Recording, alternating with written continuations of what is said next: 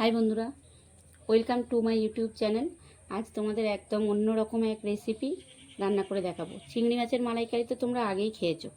আজকে আমি রান্না করব পটলের মালাইকারি, তাও আবার নারকেল কোড়ার কোনো ঝামেলা ছাড়াই এই মালাইকারি রান্না করব। আগে কখনো যদি না এই রেসিপি খেয়ে থাকো তাহলে এইভাবে একবার পটল রান্না করে খাও তোমরা। যারা নতুন রান্না করছো তারাও পারবে, এত সহজ উপায়ে আমি এই রেসিপি করেছি। এখন চলো ভিডিও শুরু করি।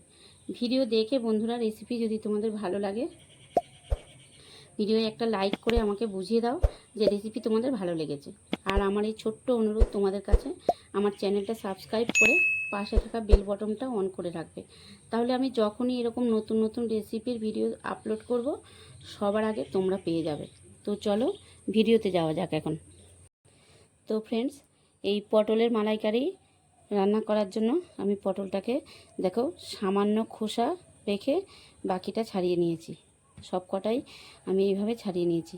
এখন আমি একটা এরকম কাঁটা চামচ নিয়েছি, আর এই কাঁটা চামচের সাহায্যে পটলের গায়ে আমি একটু এইভাবে ছিদ্র করে দিচ্ছি, যাতে পটলটা খুব ভালো করে ভাজা যায়। দেখো আমি এইরকমভাবে, আর এই মুখটাও একটু, এদিকেও একটু, দুই মুখও একটু এইভাবে ছিদ্র করে দিচ্ছি। সব কটা পটল আমি এইভাবে ছিদ্র করে দিচ্ছি। আমি নিয়েছি দেখো, এই মালাইকারির জন্য নিয়েছি আমি এখানে একটা ছোট সাইজের পেঁয়াজ এইভাবে কেটে নিয়েছি, কয়েক কোয়া রসুনও নিয়েছি, আর এখানে 1 ইঞ্চি পরিমাণ আদা নিয়েছি, আর আমি নিয়েছি এখানে কয়েকটা কাজু। তো আমি এইগুলো এখন, এই মশলাগুলো সবই আমি এখন একটা মিক্সার জারের মধ্যে নিয়ে নিচ্ছি, একটা মিহি পেস্ট বানিয়ে নেব। কাজুটাও আমি এইখানে নিয়ে নিলাম। তো আমি একটা মিহি পেস্ট আগে বানিয়ে নিই, তারপরে রান্না করব। দেখো আমি এরকম একটা পেস্ট বানিয়ে নিয়েছি। এখন চলো রান্নাটা শুরু করি। তো প্রথমেই যেটা করতে হবে, পটলটা আমার ভাজতে হবে মালাইকারি করার জন্য।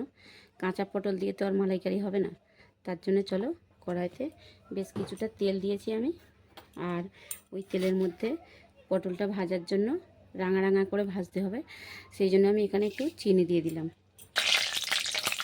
আর এখন আমি দিয়ে দিচ্ছি কেটে রাখা পটল।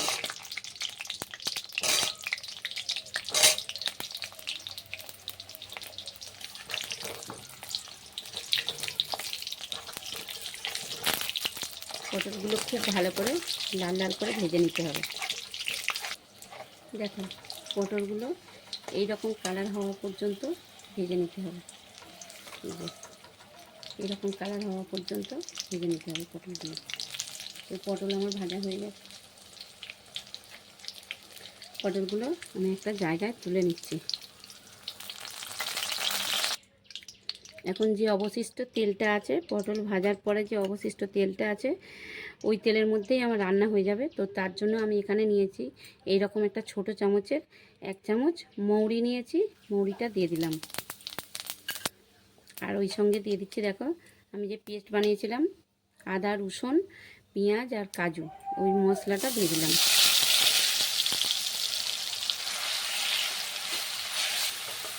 রসুন আর পেঁয়াজের কাঁচা গন্ধটা চলে যাওয়া পর্যন্ত ভাজতে হবে।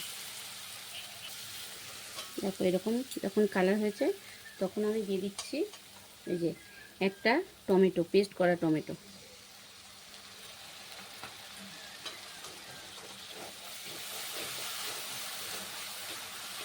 ওই সঙ্গে আমি দিয়ে দিচ্ছি এখানে দেখো, এখানে রেড চিলি পাউডার আছে 4 চামচের 1 চামচ, আর এখানে আছে হলুদ গুঁড়ো 4 চামচের 1 চামচ, এখানে আছে ধনে গুঁড়ো 1 চামচ। এই গুঁড়ো মশলা আমি এখন দিয়ে দিচ্ছি সব। আমি যে মিক্সারে মশলা করেছিলাম মিক্সার জারটা ধুয়ে অল্প একটু জল দিয়ে দিচ্ছি।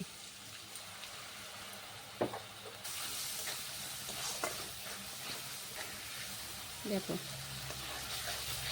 মশলা ঠিক এই রকম কালার হবে, কষতে কষতে এরকম কালার হয়ে যাবে যখন, তখন আমি দিয়ে দিচ্ছি দেখো লিকুইড দুধ। এটা 250 মিলিগ্রাম লিকুইড দুধ আছে।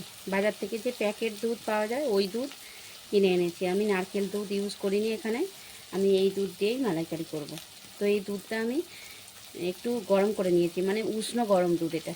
তো আমি উষ্ণ গরম দুধটা এখন দিয়ে দিচ্ছি। আর গ্যাসটা খুব আস্তে করে দিতে হবে এই সময়, নয়তো দুধটা ফেটে যেতে পারে।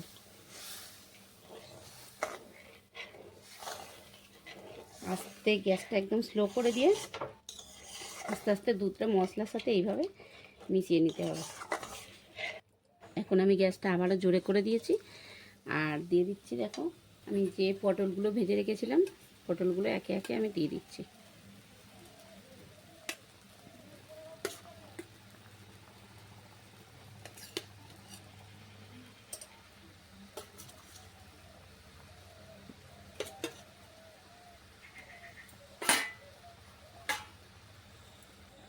এখন গ্যাসটা একদম কমিয়ে দিচ্ছি, দিয়ে আমি 5 মিনিট ঢাকা দিয়ে সিদ্ধ করে নিচ্ছি।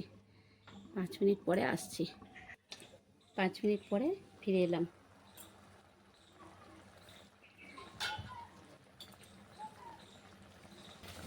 নারকেল কোড়ার ঝামেলা ছাড়াই আমি পটলের মালাইকারি এইভাবে বানিয়ে নিলাম।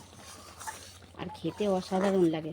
গরম ভাতে বা রাতের ডিনারে যদি রুটি দিয়েও খেতে চাও, গরম রুটির সাথেও খুব অমৃত লাগে খেতে। কি ভালো লাগে এই মালাইকারিটা।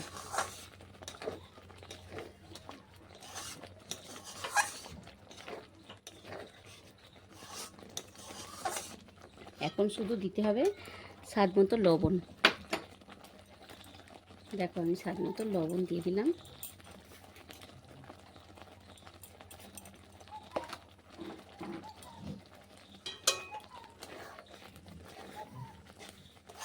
এখন এই মালাইকারি পরিবেশন করবার জন্য একদম প্রস্তুত।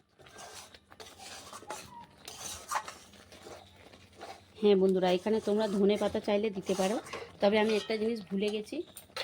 এই দেখো কয়েকটা কাঁচা লঙ্কা চেরা আমি ভুলে গেছিলাম দিতে, এই দিয়ে দিলাম।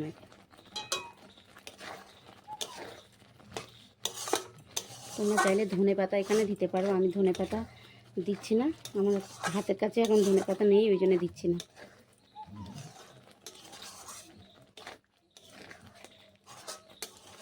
আরেকটা জিনিস আমি দেবো, এখন দেখাচ্ছি। রান্না কমপ্লিট হয়ে গেছে, এখন আমি দিয়ে দিচ্ছি 1/2 চামচ ঘি। এটা তোমরা চাইলে দিতেও পারো, না দিতেও পারো, স্কিপ করতেও পারো। পরিবেশন করার জন্য একদম প্রস্তুত। তো বন্ধুরা, ভিডিও সম্পূর্ণ দেখার জন্য ধন্যবাদ। চলো প্লেটে তুলে তোমাদের দেখাচ্ছি।